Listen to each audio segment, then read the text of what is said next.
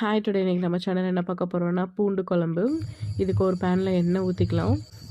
சீரகம், ஒரு 4 மிளகு, கொஞ்சம் வெந்தயம், ஒரு கைப்பிடி அளவு வெங்காயம், ஒரு கைப்பிடி அளவு வெள்ளைப்பூடு, கொஞ்சம் கருவேப்பிலை சேர்த்து நல்லா பச்சை வாசனை போகிற அளவுக்கு வதக்கிக்கலாம். இதை கிரைண்ட் பண்ணுறதுக்கு மிக்ஸி ஜாரில் சேஞ்ச் பண்ணிக்கலாம். இது கூட 2 தக்காளி சேர்த்து நல்லா மைல் பேஸ்ட்டாக அரைச்சி எடுத்துக்கிறணும். தென் ஒரு பேனில் தாராளமாக எண்ணெய் ஊற்றிக்கலாம். தாளிப்புக்காக கடுகு, வெந்தயம், கருவேப்பிலை அண்ட் கொஞ்சமாக வெங்காயம், நமக்கு தேவையான அளவு வெள்ளைப்பூடு எடுத்துக்கலாம். இது நல்லா வதக்கிக்கணும். நான் கொஞ்சம் இதில் சுண்டவத்தல் சேர்த்துருக்கேன்.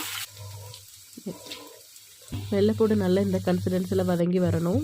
இந்த நம்ம அரைச்சி வச்ச அரோமா, மல்லித்தூள், தனி மிளகாய் தூள், உப்பு தேவையான அளவு சேர்த்து வதக்கிக்கலாம்.